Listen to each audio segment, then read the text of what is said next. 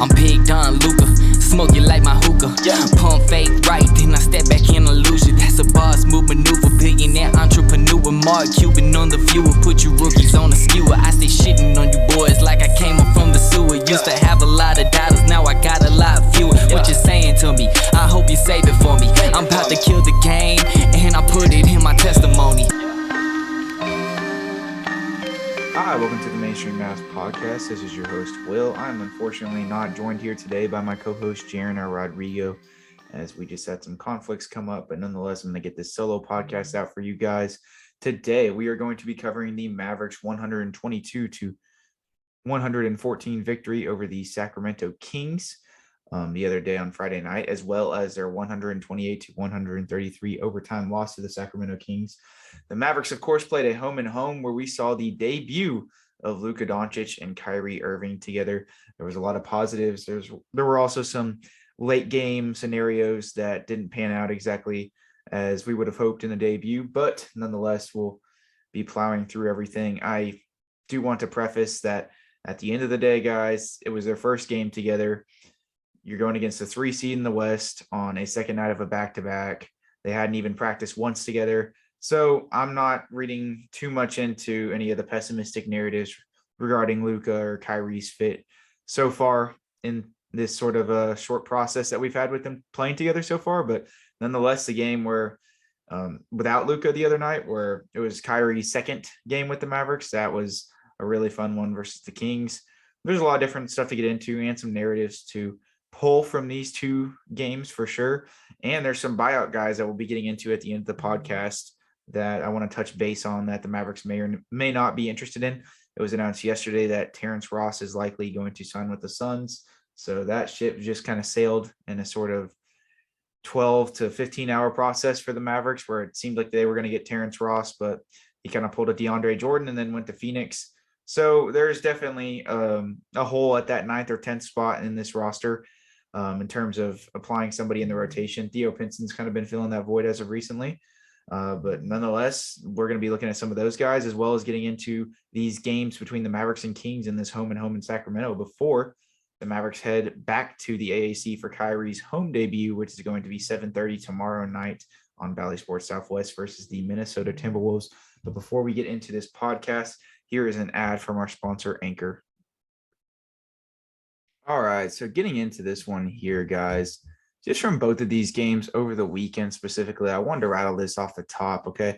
I am not one to try and criticize the refereeing in a lot of these matchups. I tend to try and diagnose the issues that the Mavericks have wrong with them and go through the actual basketball court on stuff. But I do want to preface that some of the refereeing was pretty egregiously bad in these affairs, especially just some of the ticky-tacky fouls that were getting called against the Mavericks. One that I can point to specifically was last night's game when the Mavericks lost in overtime. In that overtime period, Josh Green was on the baseline and he ended up just like barely bumping De'Aaron Fox, and De'Aaron Fox sold the call and he kind of fell back into a mid-range fall-away jump shot on the baseline, and they called a foul and he got to shoot 2 free throws. And it did seem that there was just an excess of sort of ticky-tacky fouls that were getting called respectively against Mavericks who were defending against Sabonis and Fox. And I'm not going to read too much into it. The Mavericks definitely shot themselves in the foot in many aspects late in the game, especially in that second game, that ended up obviously projecting their downfall. But nonetheless, I do want to acknowledge that the referees were not the best, and had some things gone the right way, the Mavericks very well could have won a game that's margin was so slim in terms of how marginalized the Kings were able to come away with that victory in the second game. So getting that out the way, let's go ahead and get into this first game here, which the Mavericks did win 122-114. So to start off, the Mavericks came out blazing out the gates. It was reminiscent just of that Clippers game that they had played in Kyrie's debut. And it was a real sight to see. They outscored the Kings 45-25 in that first quarter. Kyrie was acting more in a facilitatory role than I think we saw in that Clippers game. And I mean, he did even so last night in that second Kings game, but particularly with Luka off the floor in that first Kings game, it was interesting to see him take matters within his own hands and, not sort of yield to anybody else. I mean, yield to anybody else from a playmaking perspective, but also, yielding to others to go ahead and make plays, because the Mavericks in that first game, they ran a lot of horns and zoom actions to try and get Kyrie the ball. The Kings definitely were diagnosing the fact that, without Luka out there, Kyrie is going to have to, he's going to have to take a bulk of the offense away. And the Kings, kind of defended him accordingly. They were throwing a lot of doubles and traps at him. And the Mavericks were doing some real nifty things to get him the ball, running staggers, horns and zoom actions to try and free everything up. And they did that, of course, when Luka got back in the second game, but we saw it very prevalently in that first game. And it did open up the Mavericks offense to an extent because in no small part because of the emergence from Josh Green, just from a attacking and a playmaking perspective, right? This is a guy who in multiple instances in that first game, he ended up finishing with 17 points and 7 assists. But I mean, once Kyrie was getting trapped or doubled and he could hit Josh Green on a cross court pass, or, they were running even on occasion Josh Green off some of these staggers to get him the ball off a curl off, or, he just does such a good job. I've always kind of said about this, just in terms of his relocation, when one of Kyrie or Luka is driving to the paint, you can just watch Josh off ball. Even if there's nothing drawn up for him, he has a tendency to just understand spacing really well.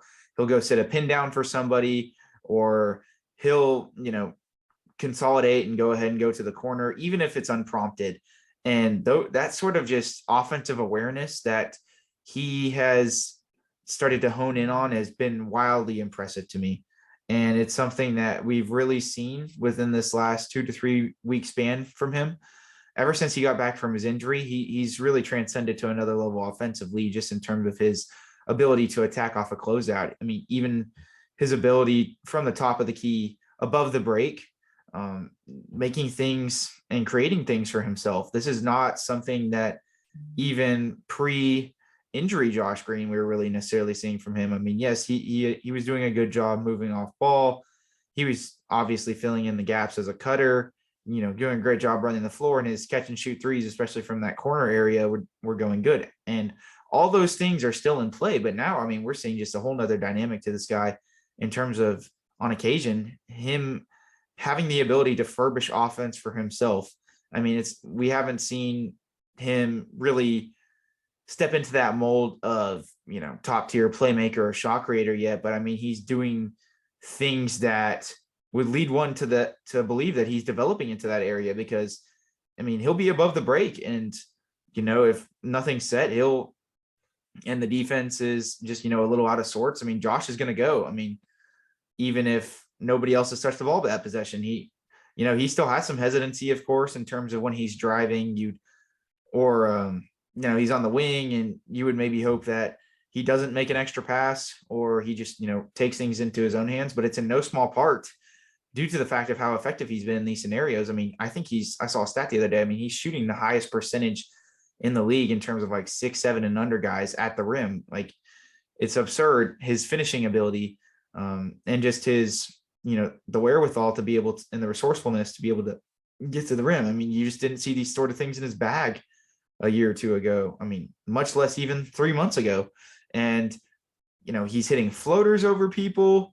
He's, getting all these contact finishes. He's Euro stepping on guys, literally just taking guys one-on-one, using his quickness and, his foot speed to be able to, cross guys over.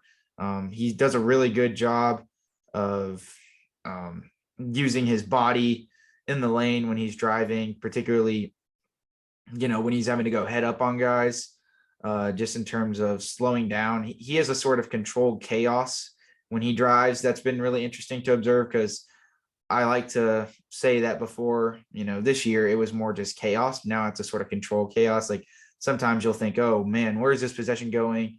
Josh is all out of sorts going to the rim, and all of a sudden he's able to take a gather step and, give a nice little dump off to a guy in the lane for an easy finish, or he's able to somehow go up and make a tough layup. And it's just a sort of I guess, honing in on the athletic tools that were already there that we just didn't really foresee happening, at least to this degree. And he's evolutionized into a different sort of player over these last two games. I mean, not these last two games are more so a microcosm of the last like 10 to 15 games, but just in general, I mean, the amount of offensive versatility that he's bringing to the table has truly been unprecedented for, I think, anything that we could have hoped or imagined in terms of his game. So he was huge in that first game, just in terms of his ability to get into the lane and make those wraparound passes, being a playmaker, running in transition. The Mavericks' pace of play in that first game versus the Kings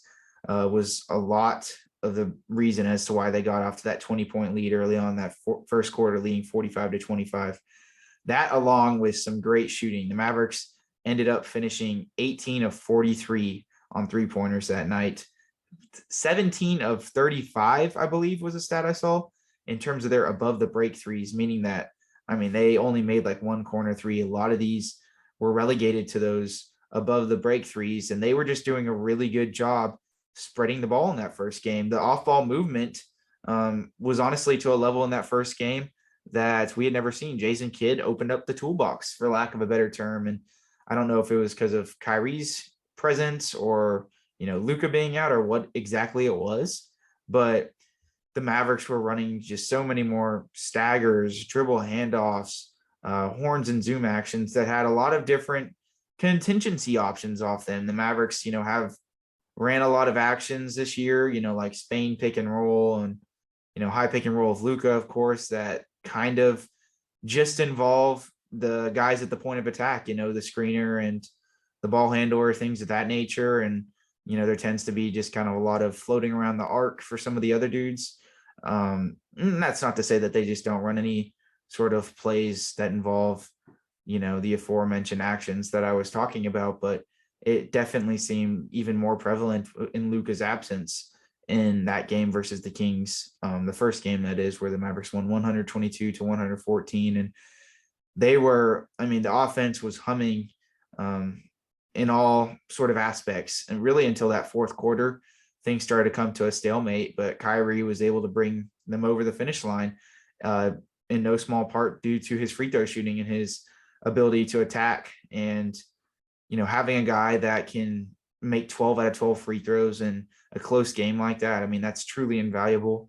And his clutch presence has been extremely noteworthy these last two games, especially even since Luka's been here.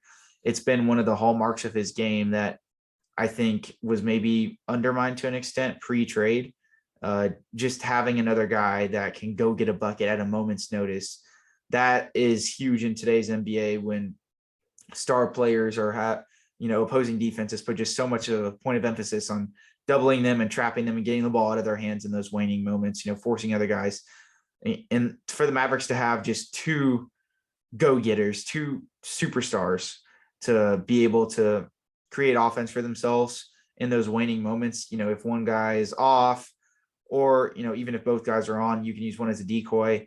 Those are the type of things that are really going to swing the tide of some of these games where the Mavericks have been having late game woes. Let's face it, this team has had some clutch time hiccups this season where they blow some leads when we wouldn't expect them to, and they just have a tendency to underperform and stall out in terms of their offense outside of Luka in the clutch. And I think Kyrie can be a solvent to that to an extent. And, even though he only went 5 for 14 that game and his shot kind of abandoned him at points, he did a great job playmaking. He was one of the things that I, really noticed about Kyrie since he's been here is just how good of a ball mover he is. I talked about that with Spencer to an extent, but, just outside of Kyrie's versatility as a passer and his ability to see the floor and, make those flashy passes, something that, I didn't think Dinwiddie was the best at just from a playmaking perspective. I always saw Dinwiddie more as a ball mover, a guy that, could get the offense going by virtue of, him driving and drawing guys and using his size to pass over guys. But he didn't have the court vision that a Kyrie has. And Kyrie, in tandem with his court vision, also has, that ability to move the ball and just set up possessions accordingly. The ball never seems to stick when it's with Kyrie. It seems like there's always some sort of action that is going through him. And he honestly has been very enlightening from that perspective, just his ability to, generate offense, even if he's not the one catalyzing the offense, if that makes any sense. Getting action sets up, when you can see like when the Mavericks are like running their sense, just his attention to detail and how locked in he is when he's on the floor, on those offensive sets. And, you can hear him calling out plays, things of that nature. I mean, the Mavericks just don't have anybody that can do that outside of Luka.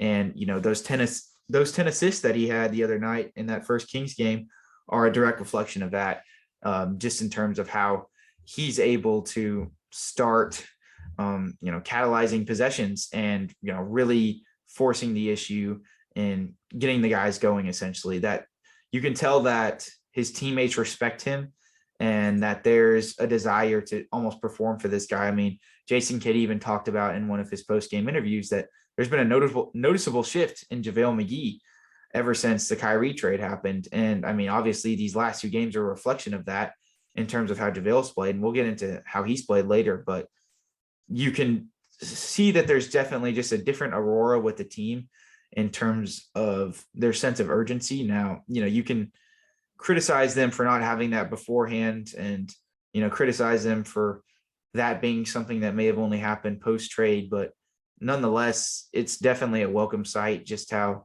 prevalent that sense of urgency is and that desire to be locked in and honed in on all facets of the game, on both sides of the ball. Even if the Mavericks don't have the best defense, best defense personnel wise, that there definitely just seems to be a better attention to detail, more competitiveness, more effort.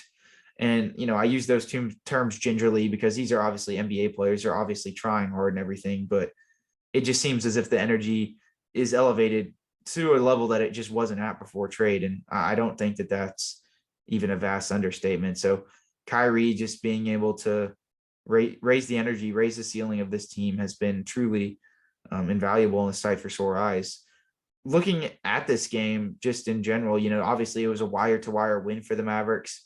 They obviously, started to fall off a little bit each quarter offensively. That was the Kings actually won every quarter after that first quarter, which the Mavericks outscored them by in a crazy 45-25. But for whatever reason, they were only winning each quarter by about 2 to 4 points. They just never were able to swing things back in their favor enough. And that was kind of how the game felt to an extent. It almost felt as if the Mavericks were veering them off more so than ever closing the door. They never really seemed as if they took real control of this game, but it was a win that was much needed, as are all the wins now that the position that the Mavericks have put themselves in.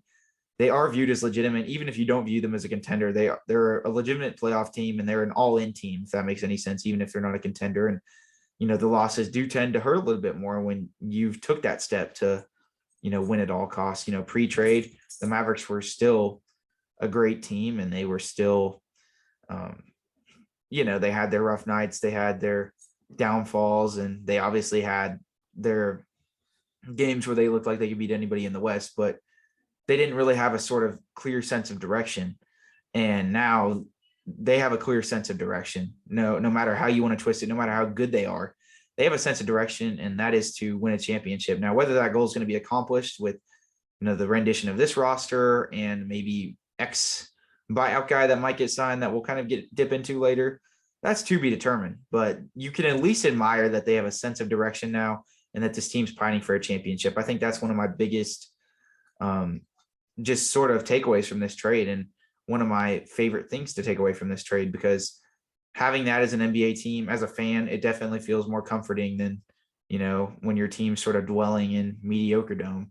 It kind of just feels like a perpetual cycle of when's this going to change. So that has definitely been something that is refreshing, to say the least. But obviously, the Mavericks defensively in this one, I thought that they played pretty good defense in that first Kings game. And really until the second half that the Kings started to swing things back into their favor, in no small part due to the attacking of De'Aaron Fox and, Domantas Sabonis being able to establish his presence on the inside. He had a double-double with 18 and 11. And, within both these games, you just see the dynamism that he brings to the table, being able to operate as a passer out of the post. He's just really strong. He has an array of post moves. He's really savvy, always, seemingly in the dunker spot at the right moment whenever a Kings guard is able to penetrate and, dip it into him in the paint.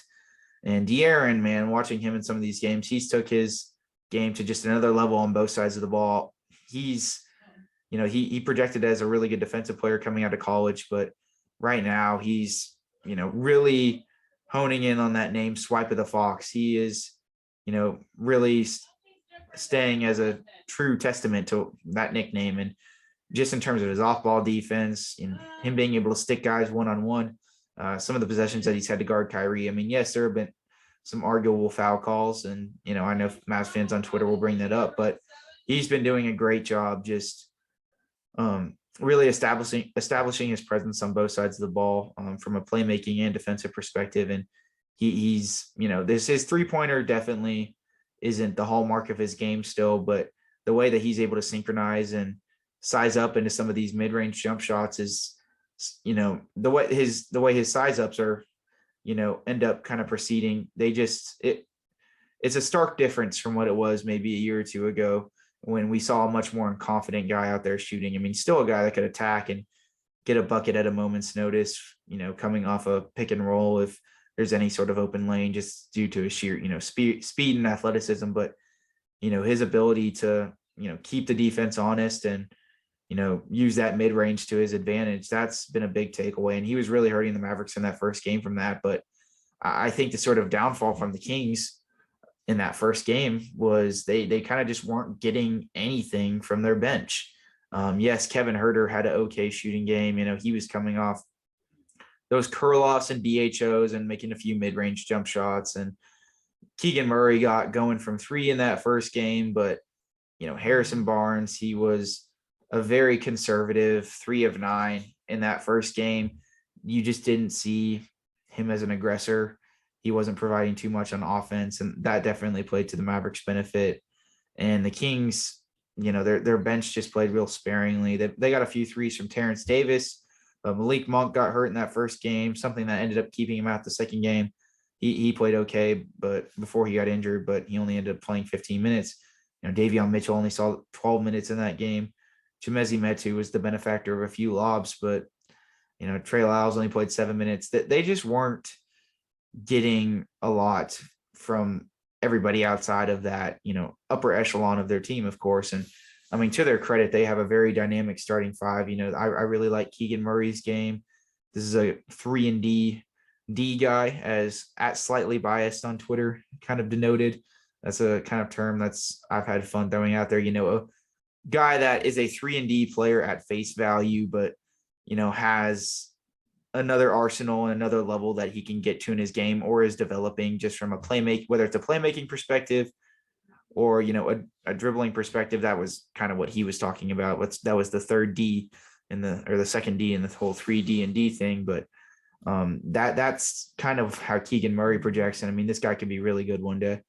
And, he wasn't as productive in that second game versus the Kings, but that first game, you did see why he was selected top 4 in the draft, because of his defensive ability that, is to an extent a work in progress. But, once he really hones in on those physical tools, he's, as does any rookie who kind of has their defensive bouts their first year. I mean, he's going to be really scary, man. So, to the Kings' point, obviously the Mavericks don't have a lot of rim protection. I'll get into JaVale McGee playing and stuff, and he's had a very productive last 2 games. But, even I saw somebody on Twitter say that he sort of has the triangle button delayed. JaVale, his presence alone and his ability to block shots in spurts, especially as a trailer in transition, and in those pick and roll scenarios when he's, kind of coming up from behind somebody, he has the tendency to be able to sneak up on guys. But, the whole triangle button delayed thing is, when JaVale is one-on-one with somebody, he just does not have the anticipation to jump at the right time, which is kind of funny. And you do see a lot of these opposing centers, especially a Sabonis or a Jokic, the guys who have the, ability to use that post game to their advantage and just back you down into oblivion and just, shoot over the top of you. I mean, they're getting shots up before JaVale can even react, even if he does have the length to be able to defend it. So just from an anticipatory standpoint, he obviously, the Mavericks were going to struggle, of course, when he was in there, coupled with Dwight Powell. And, obviously Dwight Powell, he tries his ass off on defense as hard as he can, but, time and time again, he just doesn't have the ability to flip his hips in the pick and roll. He doesn't have the length to be able to, or the anticipation for that matter, to really, stay in that threshold against some of these, stronger centers, even though he is a pretty strong, stout guy. He just doesn't have those anticipation skills. And, sometimes he has a tendency to overfoul. His verticality on defense is questionable at times. So, I mean, we all know Dwight Powell's track record as a defender, but it did seem in the minutes that JaVale was in there that they were at least getting a little more oomph, if you want to call it that, in terms of the defense from the big man perspective, because his presence alone just kind of is more daunting and threatening, I think, especially to opposing guards. A lot of opposing guards are just going to go in on Dwight with not even, without a shadow of a doubt, they're just going to drive in on him and not even think twice about it and finish over the top, same as a lot of wings. But with JaVale in there, they'll definitely guess it. They'll second guess it once or twice just from the perspective of how big he is. So, and I thought he had a few decent defensive possessions as a rim protector. I don't think that the Mavericks necessarily have any true rim protector on their team at the moment. Maxey can supplement as a rim protector, but even then he's a versatile defender, sort of jack of all trades utility guy that, while being able to rim protect, he also can defend on the perimeter. And I would say that he definitely doesn't specialize in either one of them. And if he is overused at either one of them, that's when we sort of see the downsides of him at either one of those positions, because, we see him always get some sort of leg injury when you're asking him to guard on the perimeter too much, because, it's just a lot to be able to keep up laterally time and time again with some of the faster guys in the league. And then, he always ends up getting banged up if he's having to constantly bang against some of these guys that are just 10 times bigger than him. But he is a defensive, sort of versatile chess piece. And I am anxiously awaiting his return, to say the least, because he would have definitely helped in these last two games. But nonetheless, JaVale McGee's emergence, just being able to be there, has definitely been something that's helped a little bit. And in the fact that, his anticipation does seem at least a little better. Dwight Powell has still been contributing as a great roller in this Mavericks offense. Just setting the play up at the elbow if they're running a horns action, or, still just being that constant in those high screen and rolls, setting solid screens, rolling to the rim. Same old Dwight Powell, staying in the dunker spot, being a trailer in transition, just always doing what he's asked to do. That's been the reason that he's in the starting lineup right now. And, a sort of indictment upon a guy that is not getting many minutes right now, that is sifting behind McGee and Powell. And of course that's Christian Wood, and I wanted to get into him because I think that that's a huge compelling narrative to take away from these last two games. And I wanted to give Powell and particularly McGee his praise, because, JaVale's done a really good job rolling, he's kind of taken advantage of mismatches sometimes, when he gets somebody matched up on him that he has a size advantage on at the elbow or something, like JaVale's taking them to the rim and finishing over the top. So, him still being a proactive roller, kind of giving you what Dwight does in that sense, but also having a little bit of a drive and go game. Sometimes he'll fake those DHOs and just dive to the rim. I mean, that's been a sight for sore eyes. His offensive emergence is kind of, I think, what's been netting him some of these minutes. Played 19 minutes that first game, and I think he played over 15 that second game. along with just a sort of increased sense of urgency defensively, even if the anticipation's kind of thrown off. And JaVale's been doing a good job rebounding. So, that's why I wanted to give him and Dwight their credit where it's due. But, the Mavericks Christian Wood situation is definitely something to monitor. So, obviously Christian Wood didn't get traded after the trade deadline. And, he went to Twitter and, tweeted that he beat our trade rumors and all that sort of stuff. And I do sincerely enjoy the guy, and I have loved his time in Dallas from a basketball perspective. He's brought a level of scoring from that center position that the Mavericks just necessarily haven't had for, I guess since KP, but in a different manner than KP. Christian Wood, I think, is more uber efficient than Porzingis was as a Maverick, at least. He's a guy that, dives hard to the rim. Obviously, he's also going to stretch the floor. He can take guys one-on-one from the wing. If he needs, he has the ability to face up, occasionally post off and steal on some smaller guys, and he's still doing all those things accordingly, particularly that stretching the floor aspect of things. He's shot the three ball really well these last two games, but obviously the main gripe with Christian Wood, for those of you that don't know, is his defense. And these last two games have been a microcosm of an overarching narrative that has sort of been a black hole in his game this season. And for a long stretch there, Christian Wood was actually sort of coming into his own defensively. And we really he started averaging about 2 blocks a game. This is, of course, when he started starting after Dwight and Maxey went down with those injuries. And I think this was about from late December onwards until his recent thumb injury that he suffered against Portland, I think either about a week or 2 weeks ago, however. But of course, now he's not starting. And, I thought that this was some sort of bringing him along speed type of thing that the Mavericks were doing, that they just sort of wanted to vet him till he was good again, that he was fully comfortable after that thumb injury. And this still very well could be that, but we cannot subside the fact that this guy is suffering heavily defensively right now, more so than he was. I mean, Christian Wood's stronghold as a defender has always sort of been his ability to guard wings and guards in space in spurts. And I've always sort of thought that his fit is best next to a rim protector. And we saw even in those minutes that he'd play with Maxey, but when they were still both healthy together, were honestly some of the more productive minutes defensively that he'd played. But even so, when he was asked to play the 5 and he was that lone 5 in the Mavericks starting lineup, he wasn't elite by any stretch of the imagination. He wasn't Miles Turner out there, but he was holding his own. And,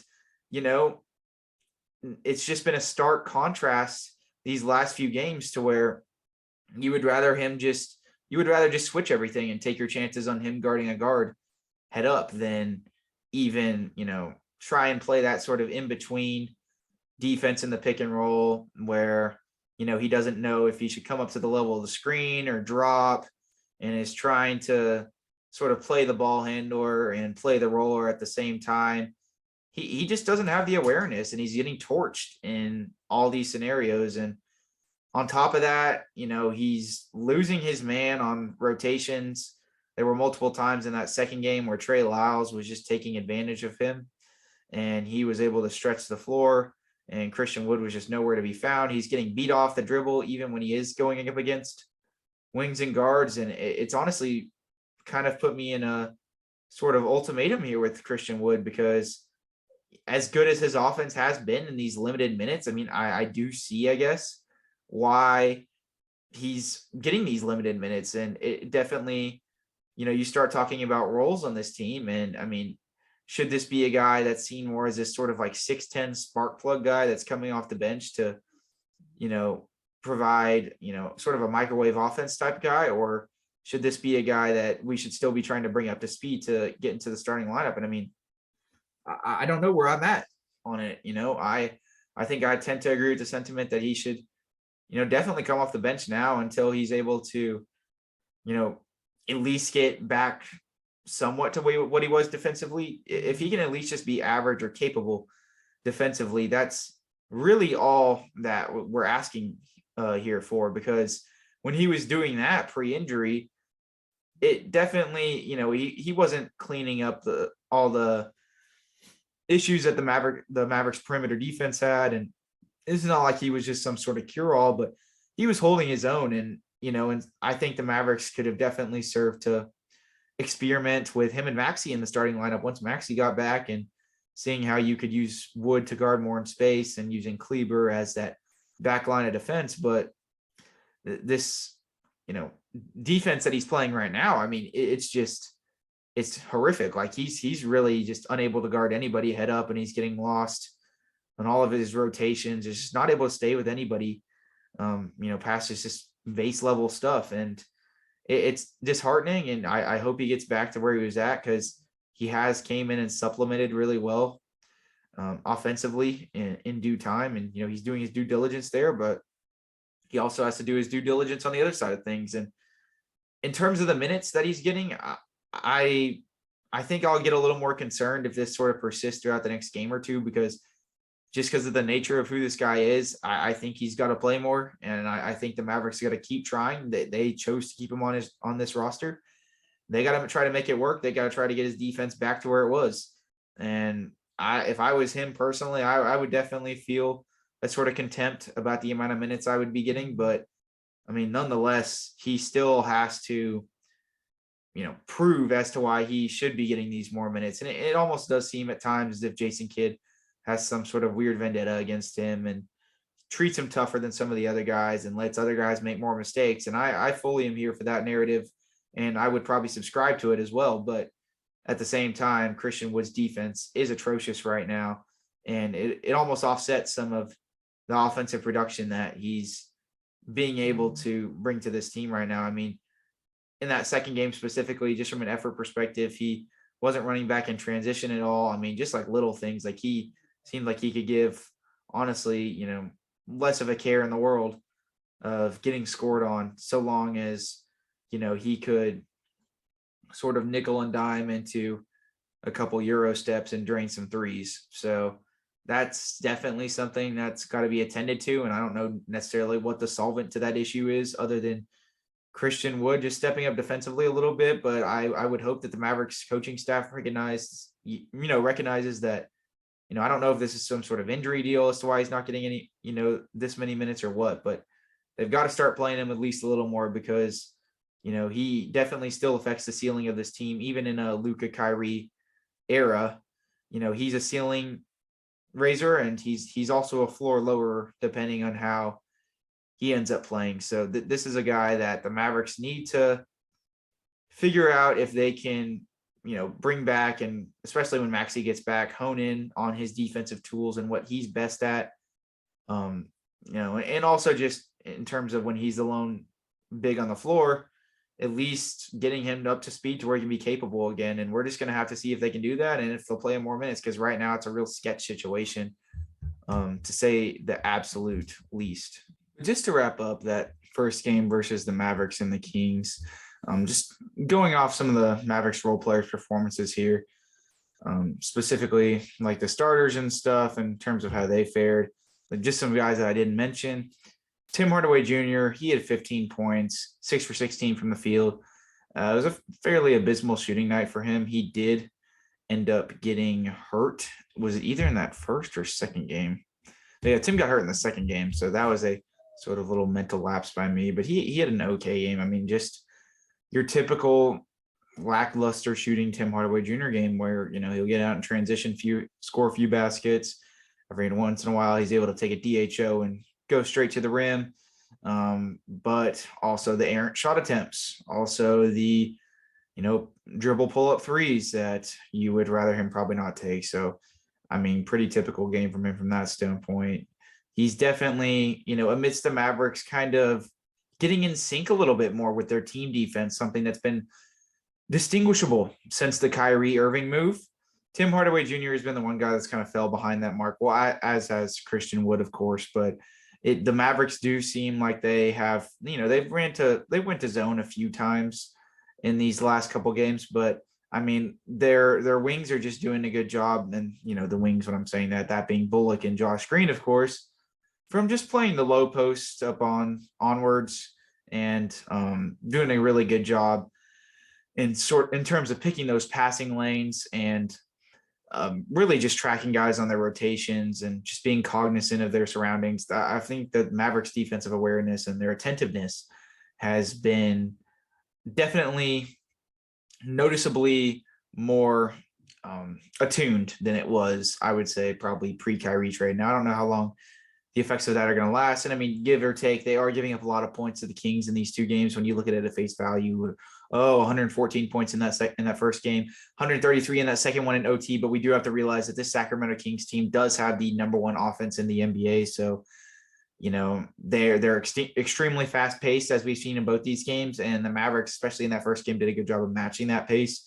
And, you know, it's hard to stop them, and particularly in transition with Fox's speed and everything. And, you know, in the half court, they can just kind of nickel and dime and use a bonus as that centerpiece in the post to generate offense. But nonetheless, I think the Mavericks have done a fairly decent job in the last two games defensively. Definitely not an elite or some sort of outstanding performance that is noteworthy to the point to where we need to start, you know, saying, oh, the defense is back from last season or anything like that. But they've held their own against a very talented offensive, you know, Kings team.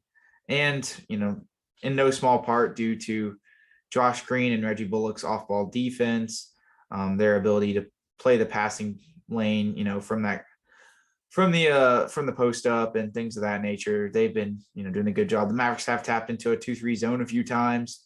It did not come to their detriment necessarily, but the Kings were able to get going, particularly in that second game with some outside shooting by Terrence Davis, and that kind of shot down that agenda. So, you know, I do kind of appreciate the Mavericks increase in terms of their, you know, that team defense prerogative. So I hope that continues. But, you know, nonetheless, a couple other guys, you know, Reggie's been shooting really well. I thought in both these games he shot the ball really well, which has definitely been appreciated. Obviously, already talked about Dwight, Christian Wood, JaVale, you know, Josh. McKinley Wright in that first game, he had a few good minutes. He knocked down a three, only a second three since he's been to Mavericks uniform. And, you know, the one sort of knock on his game is his inability to shoot. So that was something that was nice. You know, I believe he got a offensive rebound and was able to get a floater on a putback. So he's showing some different things. I do like the sort of way that he and Hardy in tandem with each other can supplement for that third ball handler position. You know, I know Josh Green does, of course, when he's in the starting lineup, but when Josh Green's not out there and the Mavericks are looking for that tertiary ball handling, the reason that, you know, I haven't been as happy-go-lucky to go get a third ball handler on the buyout market is simply due to the fact of the emergence of, you know, Josh Green, but not just that, but Jaden Hardy and McKinley Wright being able to sort of fill that role together, if that makes any sense. You know, they both provide different things. Wright, he's more of the, you know, playmaking type. He's going to be able to set guys up within the pick and roll. He's going to be able to sort of generate and catalyze that offense. Whereas Hardy, you know, he's going to be more of your catch and shoot guy, but he can also provide that shot creation that Wright simply just doesn't have because of his lack of an outside shot. He can keep the defense honest, get to the rim. You know, that combined together, that kind of gives you your sort of mold of a playmaker / shot creator / ball handler. You know, that you couple all those effects together and, you know, you sort of supplement for that third ball handler role. Preferably if the Mavericks are, if we're really getting into the intricate and fine details, you would prefer to have a third ball handler. I'm not negating that, but I do think some of the defensive liabilities that this team has, particularly at the wing position right now, are just of too much of an importance of need for me to consider the third ball handler a position that is what needs to be tended to over that, you know, like going to get a Westbrook in the buyout market versus some of these other guys. Just not my position I'm going to hold, but I do understand and respect the opinion of others out there that may subscribe to that theory. I just personally think this Mavericks team needs defense. That's not saying that the third ball handler situation is completely mended by any means, but I mean, I do think with Hardy and Wright, you get enough to that effect to where it's definitely not the biggest hole in the team, right?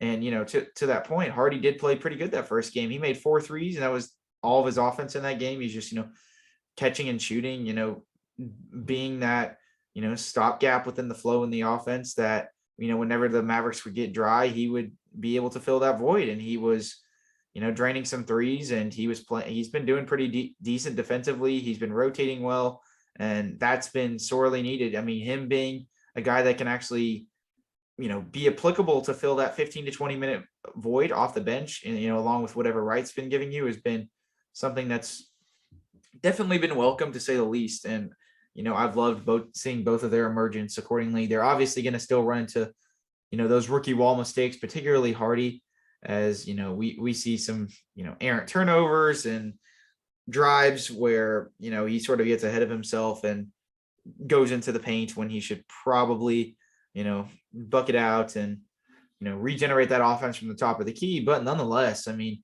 you still do love seeing the emergence, and you love seeing the confidence that those guys have in themselves to go out there and get a bucket, right? Like, that's something as a young player that is a skill set that's invaluable. You can teach the other, the fine details in terms of, oh, you should have done this on this play, you should have made this pass instead of driving. But, those intangibles, that confidence that Hardy has, that you can't teach. And I do think it's important, especially if he's not going to go back down to the G League, for him to get these 15 to 20 minutes, because he is contributing to winning.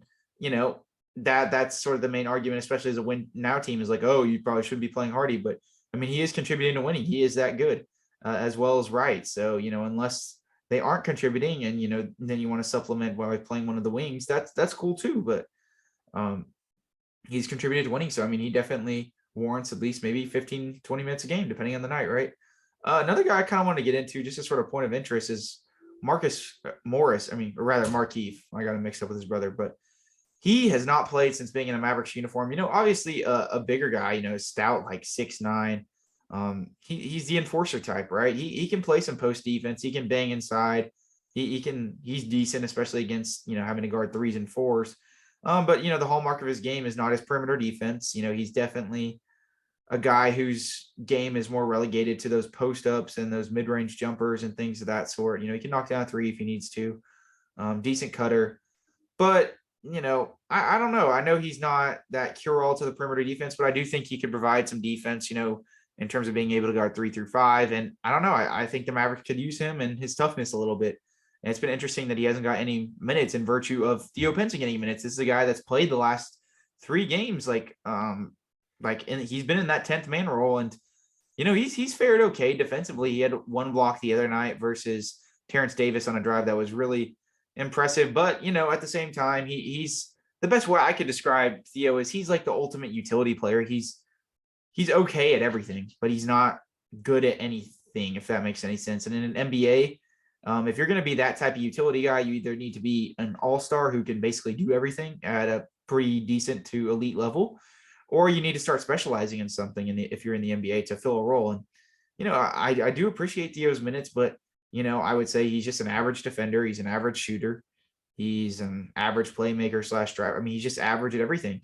And I would much rather have a guy maybe like Morris or Lawson come in and actually, provide something tangible, like, Lawson, he's a 3-and-D guy. Morris, he's that enforcer type, but, can provide a little something offensively, versus Theo that, he's just kind of all over the place. But that, I mean, he's played decent these last few games. He had that one nice cut off of a sort of like horn slip action that the Mavericks ran in that first game, where he was able to, catch the ball in transit right to the rim and, just kind of flipped it up for a nice little layup and made a 3 the other night, along with that nice block in that second Sacramento game. But I just don't know if he provides enough of anything for me to really be pining for his minutes heavily. But nonetheless, I can't knock the guy for how he's played. He's came in and he hasn't really screwed anything up, but I just do think that the Mavericks could get a little more out of those minutes with some other guys. But that's just my theory, right?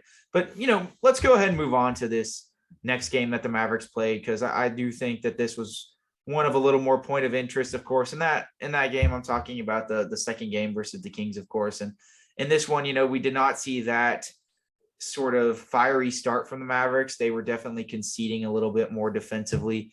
You could definitely see that Harrison Barnes made it a little bit of a point of emphasis within that first quarter, start going at Luka, testing that heel right off the bat. He went at him on a few post-up positions. He ended up finishing 5 for 16 on the night, but he had 13 points and he provided a little more of an offensive jolt. Trey Lyles is a guy that made a few threes and was really giving the business to Christian Wood and Dwight Powell when he was in those minutes. A stark contrast to the first game where he was just kind of a non-factor offensively, and that hurt the Mavericks off the bench with his 14 points. But mainly the shooting of Terrence Davis just severely hindered the Mavericks in that second game. I mean, he only went 2 of 7 from 3, of course, but this guy looked, like that. I mean, if I'm having to compare him to anybody in the NBA, I mean, he was comparable to like a Lou Dort in that second game, just in the sort of role he was playing, giving you that sort of pseudo offensive creation, but also being able to spot up off the dribble, but also being a catch and shoot guy. And, if there was a void to be filled in terms of, a guy that needed to provide some sort of end of the shot clock, drive an attack game, like Terrence Davis was doing it all. And this has not been a guy who's been really able to do that in a large part this season, but he gets added onto the list of the Mavericks All-Stars because he was absolutely shredding the Mavericks defense down to a T. And his contributions off the bench definitely started to hinder the Mavericks and, their ability to stop the Kings. And of course, we saw those constants. Like Fox still had a very excellent game in that second game, offensively and defensively, was doing all the first things I alluded to in that first segment. And Sabonis, he was rebounding, even better in that second game. And he was really giving the business to Christian Wood when they were matched up head to head. And in those minutes, Christian Wood just seemingly had no chance of guarding Sabonis, even though Christian Wood did get hot and made some good threes in that second game, as I was talking about previously. But it kind of relegated Christian Woods as to simply just a one-dimensional guy. And, you just didn't know how long you could take until you'd have to pull the plug with the way Sabonis was playing in some of these minutes. Now, granted, nobody in the NBA, is really up and ready to just go ahead and stop a Domantas Sabonis, but there are guys who I think could limit him a little more. And it was just hard to watch. Keegan Murray didn't have the best game in that second game, but, barring that, the Kings still just got way more of an offensive jolt from all their guys. Herter was shooting a little bit better, and they obviously had to play some heavy dosage minutes for their starters, as did the Mavericks. But, you could see that this was a game that both teams were severely pining for. This was one that each of them really wanted. The Kings would have lost the season series to the Mavericks had they lost this one. Now it's tied 1-1 with one game left in the season series. And with these two teams kind of jockeying for playoff position with each other, the Mavericks are now 31-27 and the Kings 32-24, pretty close to each other in the standings. That game, had we beat the Kings last night, would have propelled us to third in the West, but of course we lost. And now we're, a whole game farther behind them than we were even previously. So, things of that nature, those really do sting. But we do have to realize some of the, limitations that were on this Mavericks team. Of course, they were second night of a back-to-back. It was Luka and Kyrie's first game against each other. It's really hard, third of all, to beat the same team in a regular season affair twice in a row, just due to, being able to watch film and things of that nature, and just being able to, catch a team's play style more so than anything. And all things considered, I'm not too disheartened that the loss. It was a stinger, but the Mavericks did play well, and we do got to give them the credit where it's due, and in the areas that they played well. But we also have to apply the corresponding criticism as well, and we're definitely going to do that over the course of this next segment. I already kind of alluded to just the Kings' offensive output in itself and how kind of limited the Mavericks were in being able to stop them. It definitely seemed like the Mavericks' point of attack defense took a little bit of a hit compared to that first game, particularly with Jaden Hardy and Theo Pinson. I just noticed, they were both in -17 and -15. They had the worst plus minuses in the game. Individual plus minus, particularly in a game, isn't everything, but particularly for these guys, I did notice that defensively, it was just a little bit of a contrast compared to the previous game where they seemed like they were a lot more ironed out on their rotations. They were playing faster. They were taking less gambles. In this one, it kind of seemed as if they were a little more laxed, and they were more, even though they only had 27 minutes between the two of them, they were fairly invaluable because they were kind of matched up against Fox and Terrence Davis, and they were just a lot more lackadaisical on their rotations and took some more gambles. And it hurt the Mavericks, man. And they were getting cooked at the point of attack. The only two defenders tonight that were really being able to, establish their presence on the defensive end in terms of being at the point of attack were Reggie Bullock and Josh Green. And even Reggie, he was doing a really good job rotating and playing free safety back there and, picking out apart the passing lanes. But, even he just couldn't keep up with the foot speed of Fox. And there's really nobody that can, but, you would at least hope that there's at least a little bit more of a concerted effort to slow him down. And, some of the Mavericks double teams when they were trapping Fox were just ill-timed, and they were just kind of letting him get into his offense too fast. And, I think that's an indictment upon Theo, Jaden Hardy, and I guess to a lesser extent Bullock, right? And that definitely hurt them defensively. JaVale, he, I think, played a little bit worse of a defensive game in that second game, though nonetheless, he still, kind of stayed the course and did decent. He didn't play as many minutes now looking at this box score again, but, he still came in and was serviceable. Christian Wood actually got 18 minutes in this one. I'd already talked about his offensive game, but besides that one block that he had, his defense was just seemingly atrocious. And, those sort of things all coupled together hurt the Mavericks, right?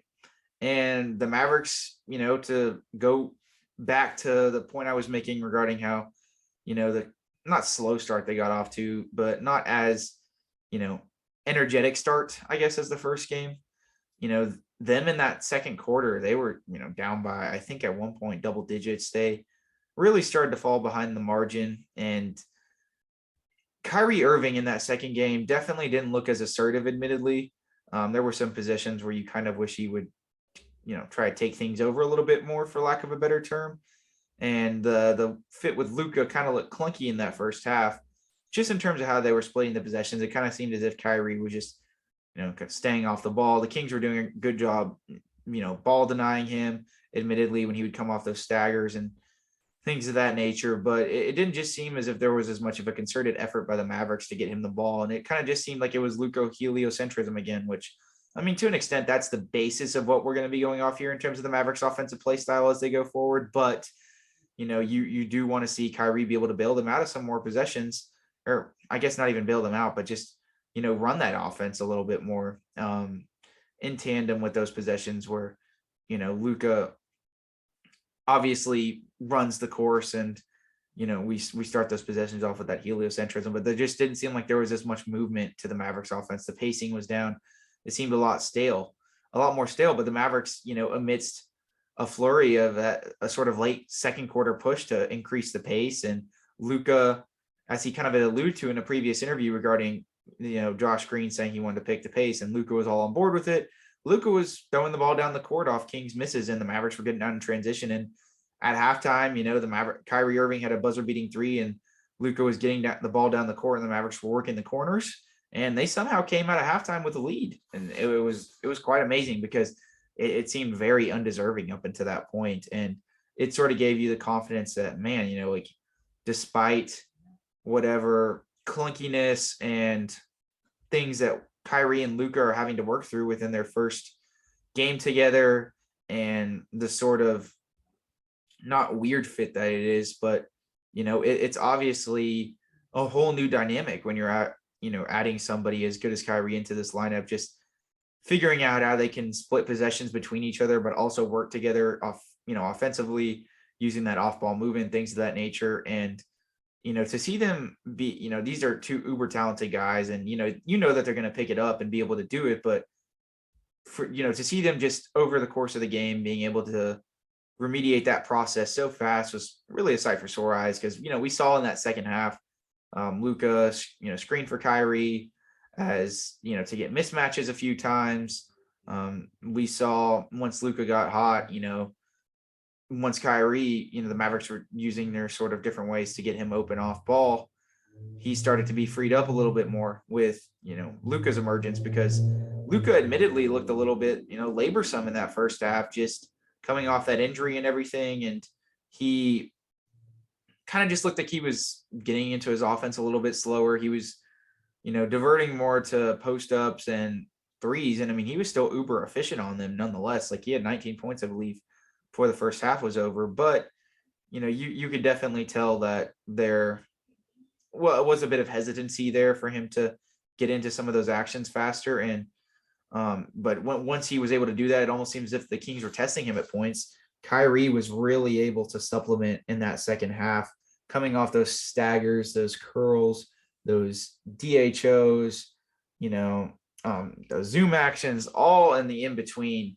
It was a match made in heaven in that second half, and we saw Kyrie be more assertive at the point of attack. We saw the Kings have to double him less because he was the benefactor of getting the ball off Luka doubles. And it just opened up a lot of different things for the Mavericks. Now, things ended up kind of not turning out the way that they obviously kind of hoped that we would have hoped that they would have turned out, and no small part due to Luka actually kind of, having a rough go at it down the stretch. But just the ability to have a Kyrie Irving in a clutch time scenario to be able to go to offensively, is just something that we could have never imagined in our wildest dreams once we first had Luka here. I mean, the Mavericks have had their clutch time woes this season, and seeing Kyrie being able to alleviate some of that pressure is just, it's been a sight for sore eyes, to say the absolute least. But I obviously want to get into the intricacies of, why the Mavericks ended up having this one go to OT down the stretch and some other things of that nature, because there were some things that they need to be indicted upon that, and, rightfully so. And, everything I kind of alluded to with Josh Green, first of all, in that first segment, I mean, applies even more so in this second game. I mean, he was fantastic with 23 points and 5 rebounds. He wasn't having to alleviate as many of the playmaking duties with Luka back, but I mean, he was just a perfect, just jack of all trades guy offensively. And I mean, who knows where the ceiling is for this guy? He's playing off the charts right now.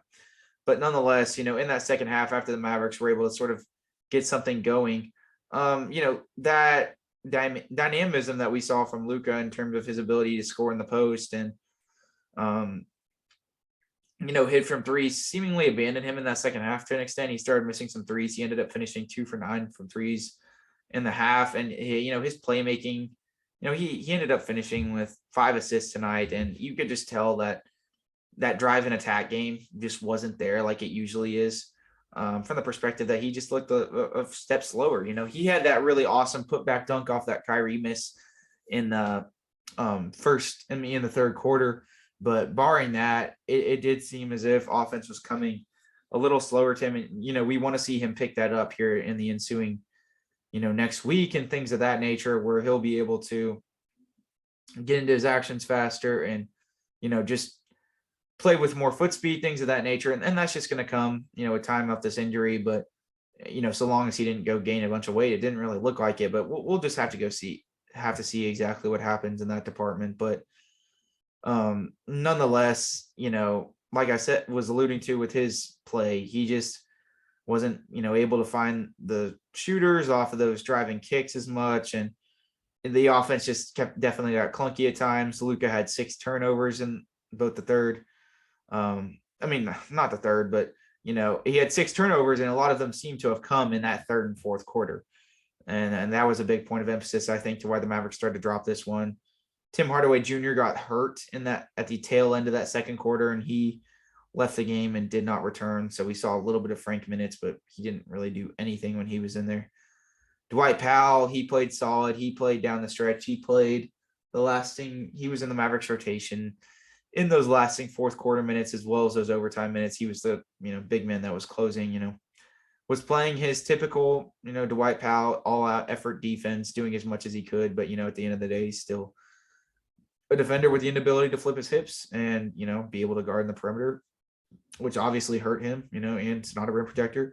So once the Mavericks started getting beat off the point of attack really badly, especially when Fox just got going, De'Aaron Fox at points in this game, there was just no stopping him, particularly in that fourth quarter. He just started mid-ranging the Mavericks to absolute death. And I mean, even with good defense from Reggie, there was just nothing they could do about it. And once he started operating within that threshold, within those 2 levels, being able to get to the rim and also the mid-range, along with some favorable refereeing, I might add, it was really just hard for the Mavericks to stop at that point. He was just keeping the Kings in the game after the Mavericks were able to they tied the Kings in that third quarter, 24-24, and then lost the fourth quarter by 2, 26-28. And, it was in no small part to De'Aaron Fox absolutely willing the Kings over the finish line. And the Mavericks had their chances in this one down the stretch. And, that's probably going to be my next point of emphasis just in terms of how this one ended up finishing out. If we're looking at this fourth quarter here, down the stretch, I think with about 2 minutes and 12 seconds left, Kyrie makes 2 out of 2 free throws to put the Mavericks up 111-108. Then the ensuing possession, Kevin Huerter gets a driving layup. Then that's 111-110. Then right after that, Luka, just another errant turnover. Luka was not operating out of the double teams near as good tonight. He just, and to his credit, the Mavericks really weren't finding those gaps within the middle of the floor. They weren't operating as if it was a 4-on-3 scenario. They kind of just spread it out and conceded to play 5 out. And they let the Kings recover a little bit easier, which was interesting. You wish that they could maybe use Josh Green or Kyrie as a release valve in those situations, but nonetheless, it didn't seem like there was as much of a point of emphasis to, generate offense in those scenarios. But anyhow, Luka threw an errant pass when he got doubled. De'Aaron Fox gets a dunk the other way. Kings up 1. Then Terrence Davis fouls, and the Kings have a timeout, and they're challenging the Terrence Davis foul, in which was a very, very long and egregious challenge, to which they ended up challenging unsuccessfully.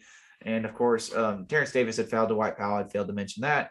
Dwight Powell makes 1 of 2 free throws. He misses a second one, and the game is tied 112-112. Then Sabonis gets the rebound.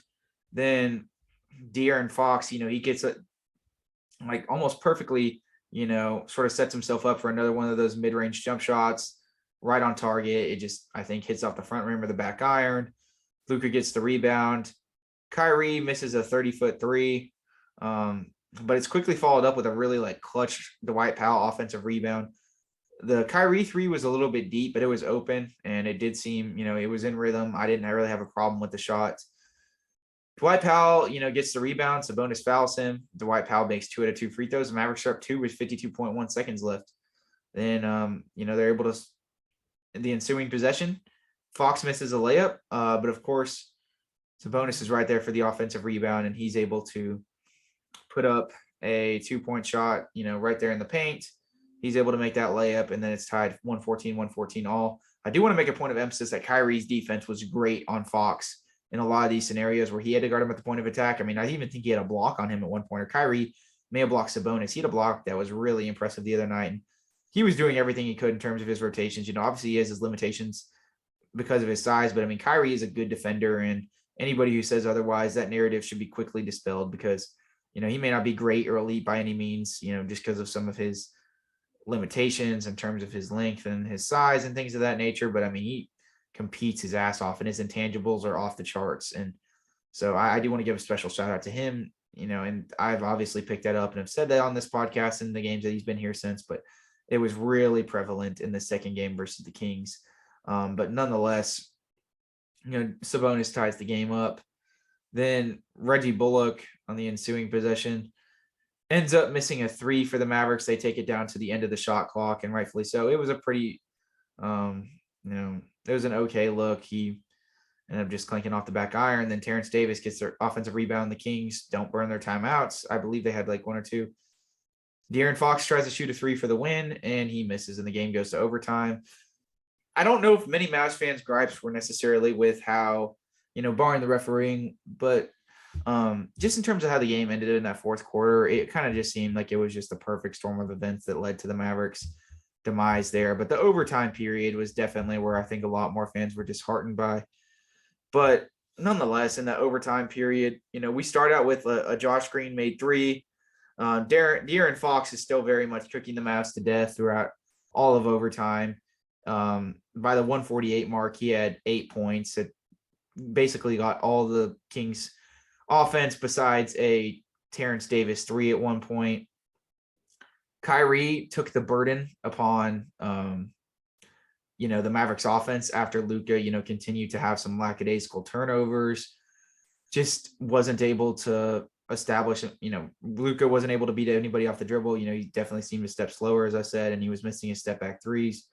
Kyrie took it upon himself and just made some incredible plays down the stretch. I mean, he had a spin around, fall away jump shot that went down. He had a floater that he got into the lane for, and he was willing the Mavericks back into this game after the Kings got up 123-119. And then, it seemed as if it was kind of out of the Mavericks' hands at one point. As the game, the clock started ticking down the stretch and overtime, started to come towards an end. Kyrie was, like I said, just seemingly willing the Mavericks to staying in this game amidst Luka having a kind of a poor performance where we saw him turn the ball over a few times and just not look his normal self within that offense. And I mean, Kyrie had this insane wraparound pass to Dwight in the dunker spot for an easy layup within the waning moments of the game that ended up cutting the lead to 125-123 with the Kings up with about 114 left. The Mavericks get a stop off of Fox missed floater. But then De'Aaron Fox got his own rebound, but then gets tied up by Reggie Bullock. And, they go for the jump ball. De'Aaron Fox out jumps Reggie, kind of unsurprisingly. But the Kings really don't have too much time left in the possession. Harrison Barnes misses a three, but then Kevin Huerter gets an offensive rebound and makes a layup off the offensive rebound. That was a real stinger. The Mavericks rebounding definitely suffered heavily tonight, especially with Christian Wood's lack of minutes. Luka didn't necessarily have the most concerted effort off the glass. I mean, he had 9 rebounds, but a lot of them were those kind of gimme rebounds.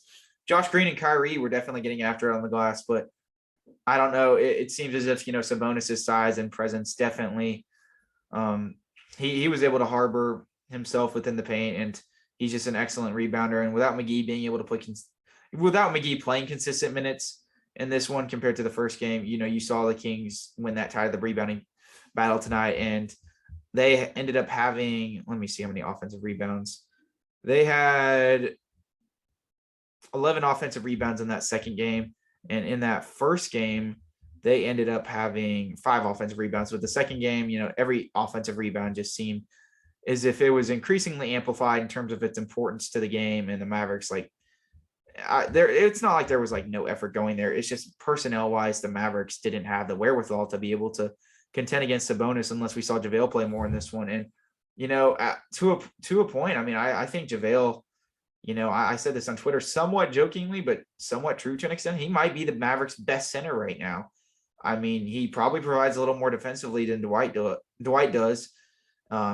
He's obviously better than Christian Wood is right now. You can debate upon who's better defensively between Dwight and JaVale right now. None of them are necessarily idealistic, but JaVale, just him being a daunting presence at his size may warrant that argument. And I mean, he's been just as good offensively as Dwight. So, I mean, I think there's an argument to be made there if we're simply going off the last 2-3 games, right? But I don't know. I think the Mavericks probably could have used him down the stretch a little bit more, in my humble opinion.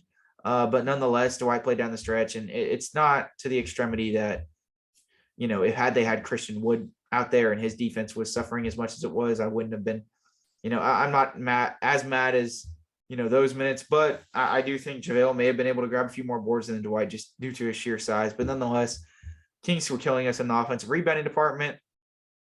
So after that putback by Kevin Huerter, Kyrie comes off a screen at the point of attack, and he just fades away into this three and just drains it, keeping the Mavericks in the game. It's 126-127. Kyrie's just willing them down the stretch, of course, at this juncture of the game. I don't even know if I'd mentioned it was maybe at the 2:01 marker when he had that just insane layup where, he's driving. It was either on Terrence Davis or De'Aaron Fox, I can't remember, but he spins and then this just sort of fall away lefty layup that he just shot so high off the glass it dropped. I mean, I tweeted this last night, but just having a guy that has this sort of dexterity and misdirection and stop and go motion that Kyrie brings to the table is just insane. His ability and to just, be so agile within the most crowded of situations is second to none. And it's really a blessing to be able to watch this guy play. We'll obviously fine tune and sort out all the intricacies of his game, of course, as he continues to be a Dallas Maverick. But just this first 3 games, he hasn't even had really an insane game yet, I would say, but some of the stuff he does just blows you away when you're seeing it on your team, right? You can, it's different. It's a different effect as a fan. Like if I'm watching De'Aaron Fox, for instance, he does something crazy because, it's not benefiting us. It's like, oh, like, man, that guy's damn good, but, this sucks obviously. But with Kyrie doing this as well as it benefiting the team, it's just a different feeling and vibe to it all. And it's been truly like great to watch, to be quite frank with you. But nonetheless, in the Mavericks, they only have about 24.1 seconds left after Kyrie makes that three. So they just don't have enough time to be able to, play the defensive possession and see what happens. They have to foul the Kings. They foul De'Aaron Fox. Kyrie does. He makes 2 out of 2 free throws. Mavericks take a timeout. And, with the Mavericks down 3, they end up diverting to, out of timeout scenario, of course. And they later said in the post game that there was a read option between Kyrie and Luka in terms of who was going to get the ball in this play. But Luka inbounds as it passes it to Kyrie, who then passes it right back to Luka after there's seemingly nothing there. He sort of fades out and flares out, Kyrie that is, and then Luka takes a step back three. The sort of cliche, unhinged shot that he takes almost every game that the Mavericks seem to go to in every clutch time game. And, I don't want to sort of microanalyze this too hard. The Mavericks had their chances in this one. But, if I'm going to obviously harp on the last second shot, I think my general thoughts on it are, if you're using Kyrie as a decoy in that situation, and using that read option, that is one thing. And I could definitely see the Mavericks going to that in that situation if Luka had been even like competent down the stretch. But I mean, he was just down the stretch. I mean, as I was talking about with how badly he closed that second half, you would almost just want Kyrie to just take that last shot and, let him dribble in 2 or 3 at the top of the key or something of that nature, or, use some more off ball action, use a stagger or a DHO, at least maybe get something going to the rim, to where you then kick it out for a 3 or something of that nature, since it didn't seem like the Kings were too keen on fouling up 3. They seemed like they were going to let the Mavericks play it out, but I don't know. I don't want to nitpick it too bad. It's the last possession shot and there was an option. Luka chose to take matters into his own hands, as confirmed by Jason Kidd after the game, and shot that step back 3. He's made those shots before this season. It's been a little more of a rough go at it. I know those shots obviously aren't the best, but that was a tough situation that the Mavericks were in, and I mean, I think that they could have been a little bit more resourceful in terms of it being an out of timeout scenario, and could have drawn something up better on Jason Kidd's part. That's an indictment upon him, but at the same time, I just don't know how much I want to nitpick it, but I do think they could have got a better shot. It's not the reason they lost the game. Luka's bad play down the stretch, that was a big reason as to why they lost the game.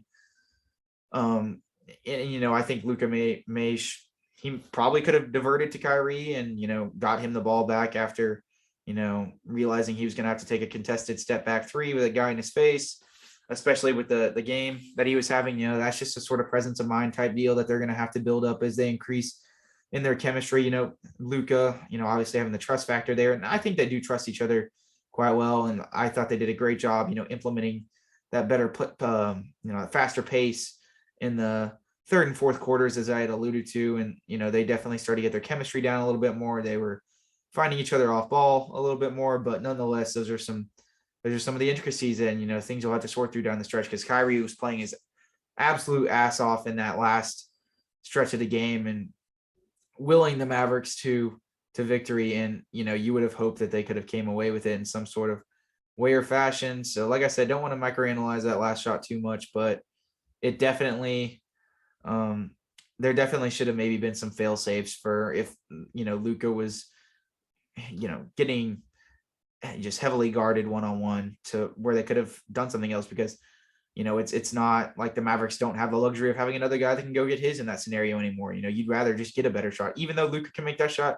you want a better shot is my main point. But anyways, then the Kings kind of just played the free throw game from there, and they won the game. And, in terms of this game, I don't want to get too sour about it because of all the things I'd mentioned previously about being a second out of a back-to-back, against the third team in the West. Luka and Kyrie's first game together, and them still having 27 and 28 points respectively. Them not even having a practice together. There's a lot of different factors sort of going against the Mavericks. They've been on a long road stretch here. But nonetheless, it is a stinger, as I alluded to, because, there's an expectation there that the Mavericks, they've gone all in. They need to win now. So these ones sting, but it'll be okay, guys. And, as we sort of sort through these things, everything's going to be okay as we, as we transition to some of these games. The chemistry is only going to build up. And, next time we get a late game scenario, we'll have to see if they can grow and develop from this. That's going to definitely be something that we're all eyeballing, I'm sure. But nonetheless, the Mavericks play again at 7:30 against the Timberwolves on Monday night. That'll be a fun one. For those of you guys listening post Super Bowl, shout out to the Chiefs. They ended up winning the Super Bowl. My allegiance is not towards any of those teams specifically.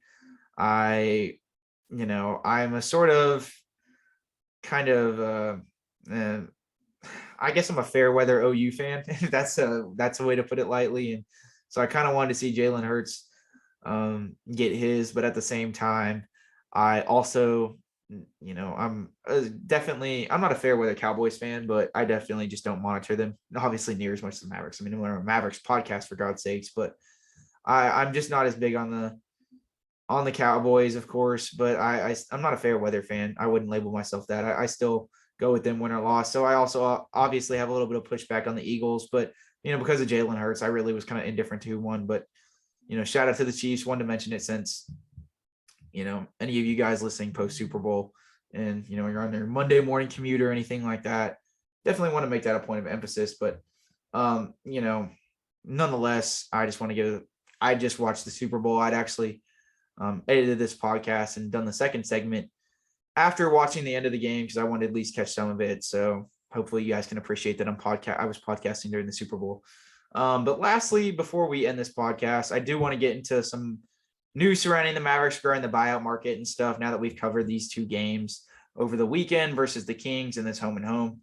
First off, the Mavericks on Saturday seemingly had Terrence Ross under wraps. It was reported that they were the lead candidates to sign him in the buyout market. But basically, right as the game was going to overtime between the Mavericks and the Kings, it was reported that the Suns were basically on the fast track to signing Terrence Ross, which was a really just sort of weird DeAndre Jordan-esque sign of events. And, it obviously sucks.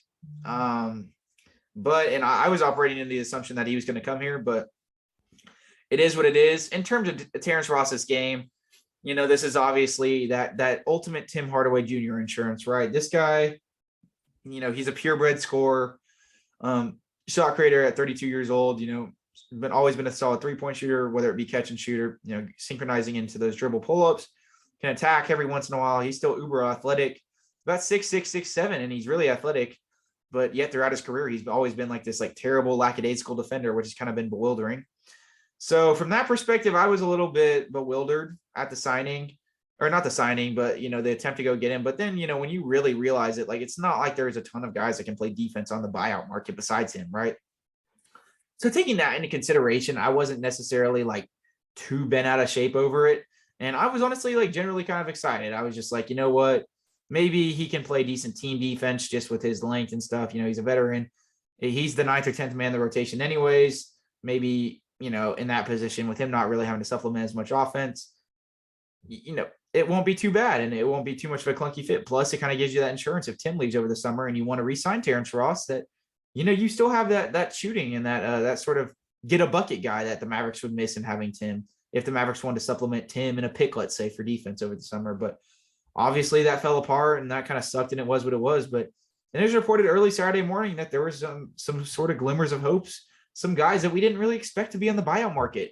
And nothing's official as of this Sunday night that I'm recording this at 10:30 p.m. But, two names that I think are, I guess, at the forefront now after Danny Green, of course, signed to the Cleveland Cavaliers. I guess 4 names that I'll mention, but 2 guys that are definitely at the forefront, I would probably say. The 4 sort of buyout guys that I would presume the Mavericks are monitoring at this juncture, probably going to be Patrick Beverley, Will Barton, Stanley Johnson, and Justin Holiday. With Beverley and Barton, Beverley, we'll start with him, of course. I do recognize Patrick Beverley, has always been this consistent guy who can guard point guards, occasionally guard up on the wings. This season, I think that his waning athleticism and age has kind of sort of fizzled out his ability to guard wings as good as he has been in the past, and he's not been shooting as good.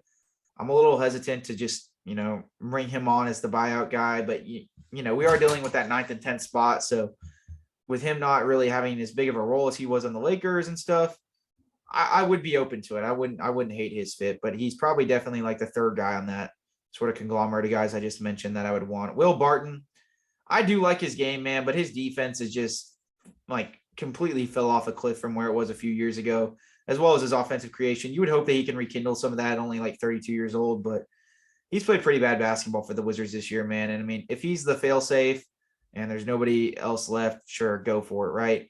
But the next guy that I'll be mentioning is a guy that the Mark Stein reported the Mavericks have interest in if he's to get bought out. There's no assurance that he gets bought out, of course. This doesn't seem like it has as much smoke to it as the Terrence Ross thing did. But the next guy, of course, is going to be Justin Holiday. And he's rumored to maybe get bought out by the Rockets, but they're unsure. This is a guy that's 33. He was a really good 3-and-D piece in Indiana a few years ago. He's a guy that the Mavericks had monitored in the past, I believe. He's 6'6", bigger than his brother Drew. But he has the light talent in the last year or two. His shot has fallen off a little bit. The defense has waned a little bit as he's got a little bit older. I still think he's the most surefire 3-and-D guy out of anybody on this list.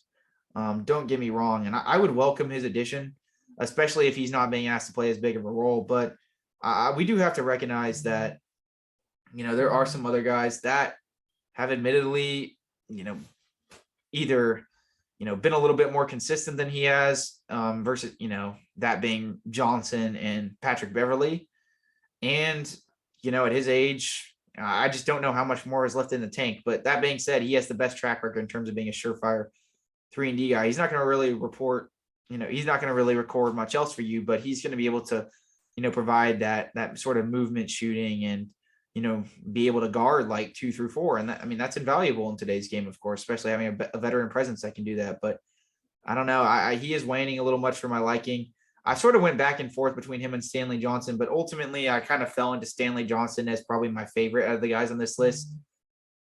He's been shooting 45% from 3 since he's been on the Spurs, and this could be fool's gold, guys. I know this guy has a track record of abysmal shooting throughout his career, but at 6'7", 240, the ability to, he projected as probably the best defensive prospect in that 2015 draft. And obviously things haven't worked out for him because just the absolute inability to develop even a semblance of an offensive game, not even an ability to really attack and make anything happen on offense or shoot, but he's shooting better. And, maybe if he can attack off the closeout, just do some different things. He has the athletic tools, and he's the youngest guy out of all these at 26. He has the most upside. And I guess what kind of maybe led me to fall into favoritism with him was like, I started looking at the situation like, look, like, okay, yes, these guys can maybe play in a playoff series, any 4 guys on this list, and alleviate some pressure from, Green and Bullock and Kleber for that matter, because you don't want to run those guys into the ground. Those are going to be your 4 main defenders, but they're going to be the 9th and 10th guys in the rotation most likely, and they're not going to be playing as prominent minutes. And look, like, if one of them fails, you still got Lawson, you still got Morris, that some guys that you can throw out there. I would rather take the gamble with the young guy, because if Stanley Johnson's upside works, you're looking, I'm sure he's never going to get to where he was projected to at the beginning of his career, of course, but this is a guy who could, still very well come in and be a guy who can guard 1 through 4, maybe even play some small ball 5 at times. And if the shot comes along, this is an invaluable 3-and-D guy that you could add to your roster for virtually nothing. Now, I don't know if the shot's going to stick. This is very, limited sample size that we're working off of, where he's been shooting really well with San Antonio, I think really since just like, mid-December or something like that. But I say go for it and take the chance, man. Second on the list is Justin Holiday, because you do have more stability there. But, if he doesn't pan out and he fizzles out, like, you have other guys in AJ Lawson or Morris to at least look to fill that wing void. I don't know. That's just where I'm at in the situation. I'm curious to hear y'all's opinions on it, but I do think Stanley Johnson would be, if he ends up working out, would probably be the best case scenario for the Mavericks in terms of this conglomerate of guys on the buyout market that they could or couldn't go to. And it's interesting, and it's a sort of glimmer of hope that the Mavericks could actually get a wing that plays defense, because it didn't seem like Justin Holiday or Stanley Johnson were really in this team's wheelhouse, or within the array of guys that were going to be on the buyout market before today, but the Spurs want to tank so bad that they waived Johnson. And of course, Houston having got some guys back at the deadline just doesn't really need some of those veterans.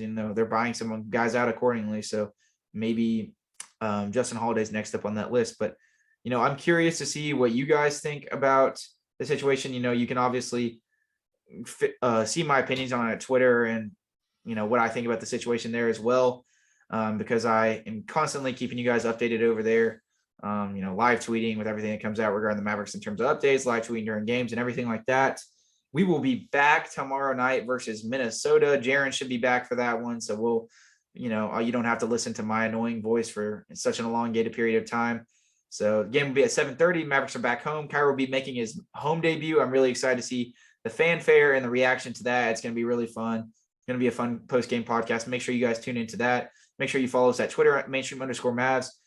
If you are on YouTube, make sure you like and subscribe if you haven't already. We are on YouTube, of course, at Mainstream Mavs Podcast.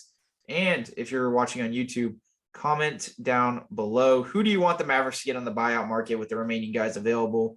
Or if there's a guy that you think might be available that I didn't mention or is available that I haven't mentioned, comment him down below as well.